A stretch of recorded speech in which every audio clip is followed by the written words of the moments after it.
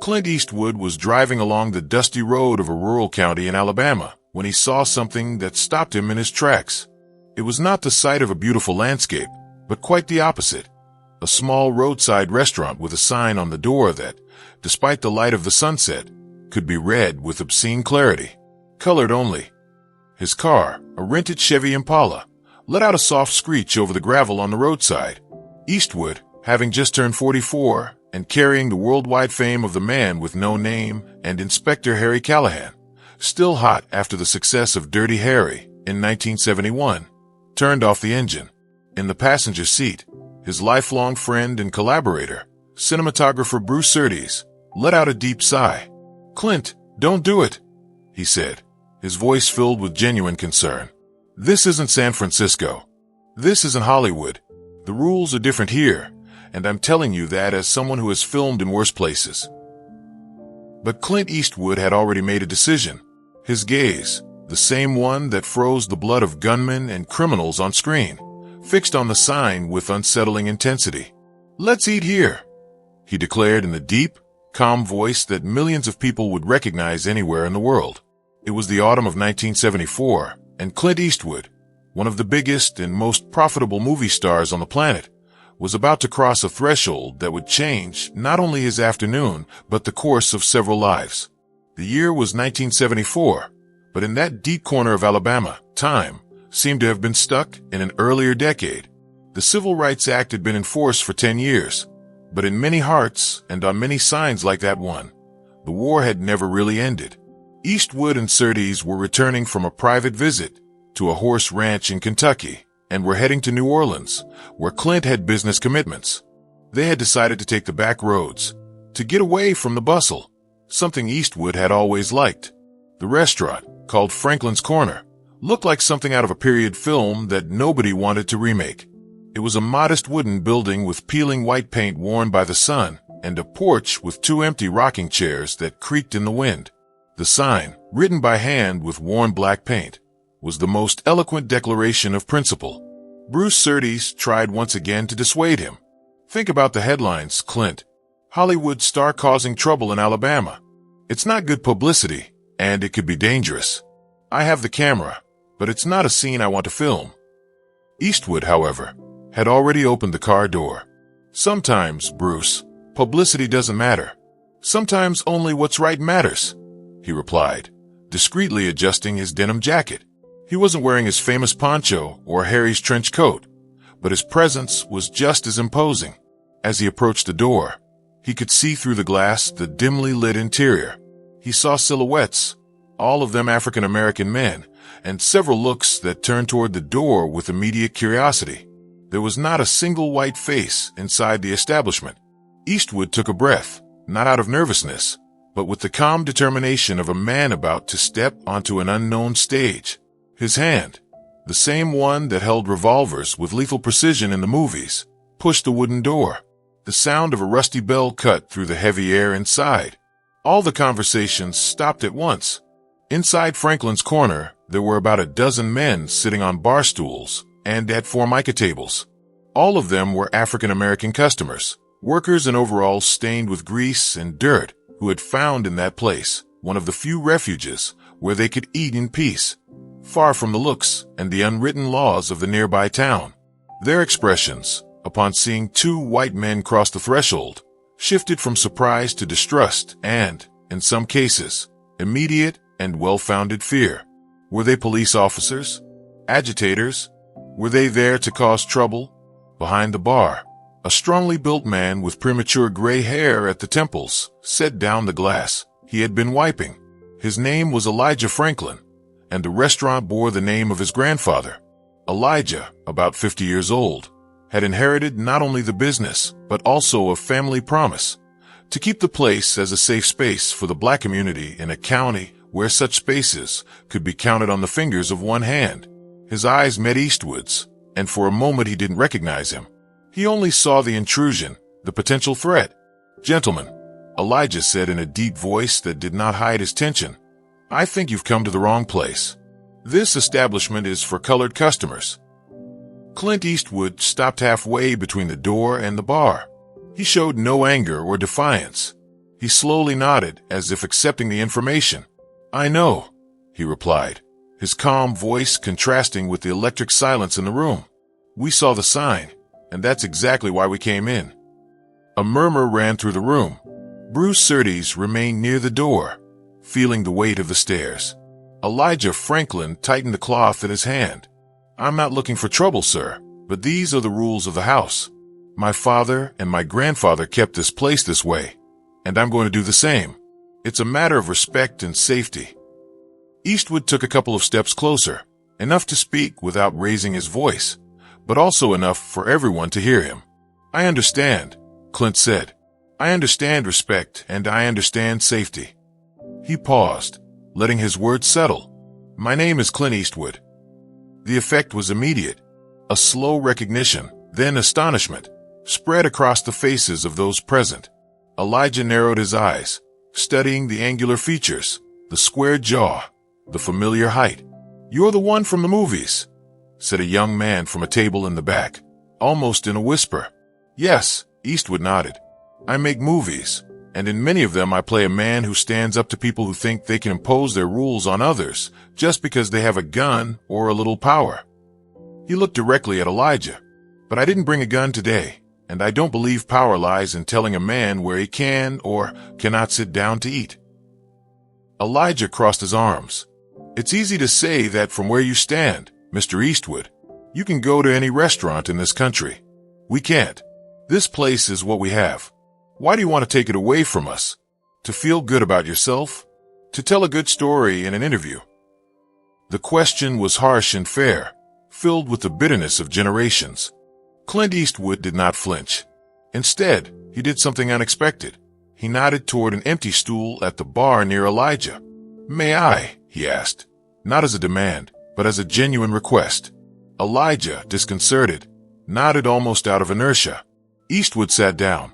His gesture was so natural, so devoid of the arrogance many expected from a Hollywood star, that the tension in the room noticeably eased. "I don't want to take anything from you, Elijah. May I call you Elijah?" The owner nodded again, still cautious. "I don't want to take your space. I want to be part of it, if you allow me, just for this afternoon. Because I think that sign on the door, even if you put it there with the best intention of protecting your people, in the end is the same thing as the signs that say whites only. It divides. It separates. It tells a passing child that there are lines he must not cross, not because of who he is, but because of the color of his skin." Eastwood looked at the other customers, making eye contact with each of them. "I've played outlaws, gunfighters, tough cops. I've worked with actors of every color, religion, and background.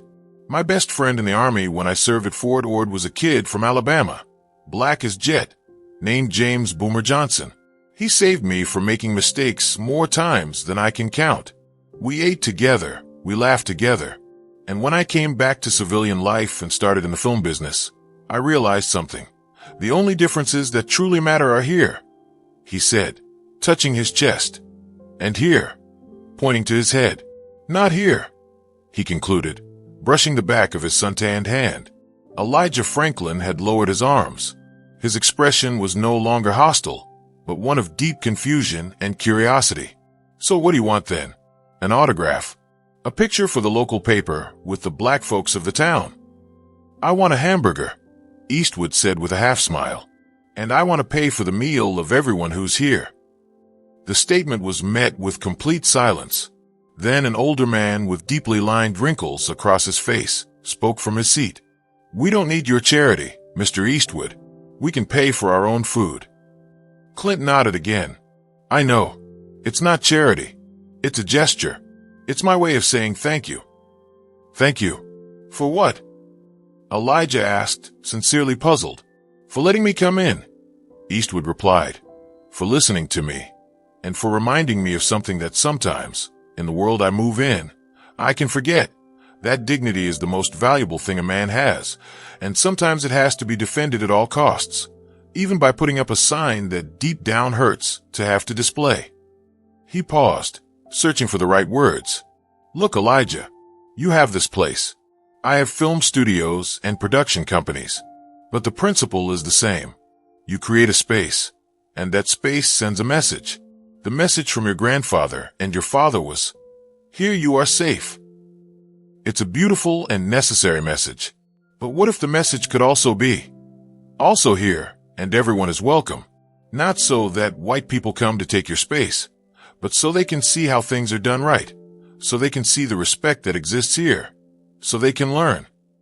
Eastwood's words floated in the air like tobacco smoke, slow and penetrating. A younger customer, wearing glasses and with a half-open book on the table, dared to speak. "What you say sounds good, sir, but this is Alabama. This isn't a Western movie where the stranger arrives and fixes everything in 90 minutes.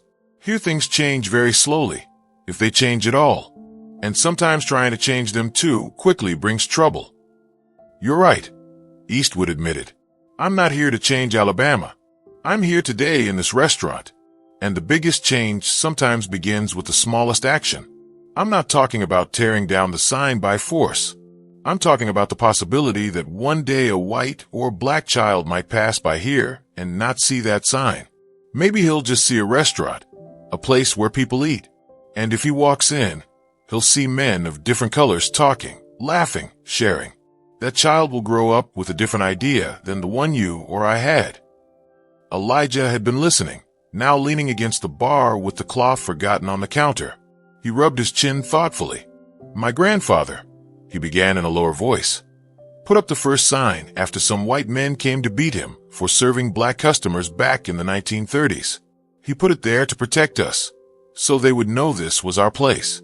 For me, it was always a symbol of pride, of resistance. I never saw it as something that divided us. I saw it as something that united us." "And it did," Clint replied. "It served its purpose. But times, even slowly, change. The wall that protects you from an enemy can also keep you from seeing the horizon. Maybe the enemy isn't waiting outside anymore. Maybe the enemy now is the idea that we must keep living separated." At that moment, Bruce Surtees, who had remained silent, stepped forward. "Clint, maybe we should." Eastwood gently raised a hand to stop him. His attention remained on Elijah. "I'm not asking you to do anything. This is your house. I'm just telling you what I see from where I'm sitting. I see a clean place. I see a man who runs his business with pride. I see customers who respect you. And I see a sign on the door that tells the world there's a line that can't be crossed. Today I crossed that line, and you welcomed me with suspicion but also with courtesy. You didn't throw me out. You explained your rules. That says more about you than any sign." Elijah looked around. He saw the faces of his regular customers, men who trusted him, who considered Franklin's Corner an extension of their homes. He saw the older man, nodding almost imperceptibly. He saw the young man with the book watching Eastwood with admiration.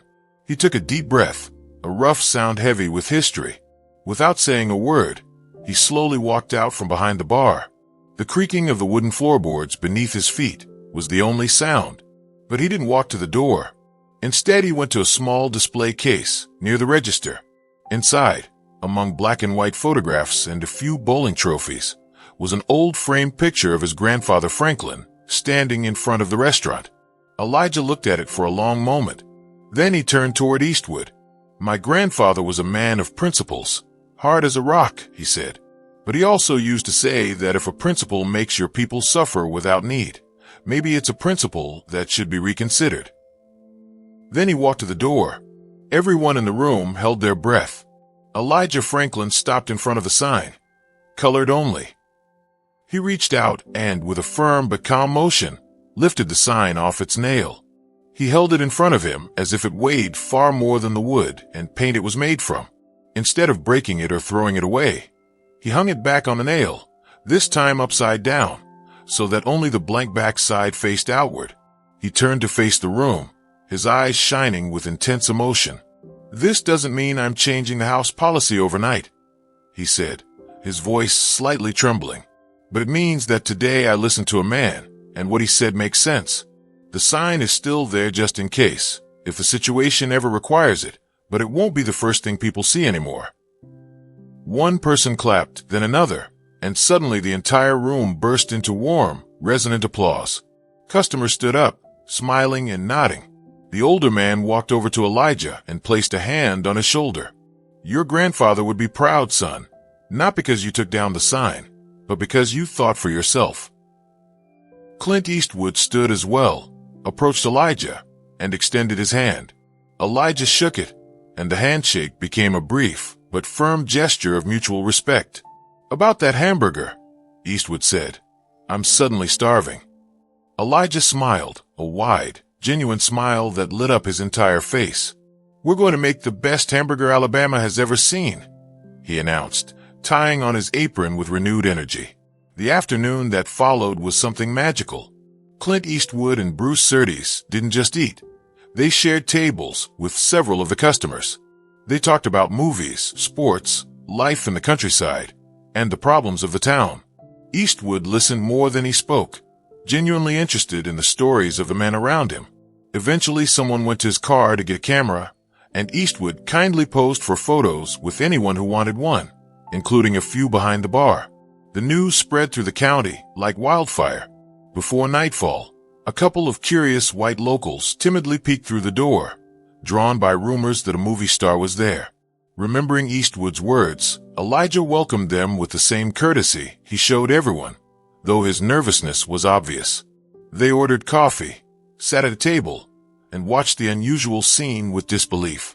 Before leaving, Eastwood paid for everyone's meal as he had promised and left an extremely generous tip on the counter. "Not as charity, but as an investment in the best service I've had in months," as he put it. At the door, Elijah grabbed Clint's hand with both of his. "I don't know how to thank you, Mr. Eastwood, not just for the sign, but for treating us like people, for sitting down, for listening." Clint held his gaze. "The thanks are mine, Elijah. Today you reminded me why I do what I do. Deep down, all my movies are about the same thing. A man deciding what kind of man he wants to be when the world expects something else from him. Today you made that decision, and it was an honor to witness it." The story of the meeting at Franklin's Corner never appeared in the big Hollywood magazines, but it became a local legend and a quiet secret within the film industry. Clint Eastwood kept an unspoken promise.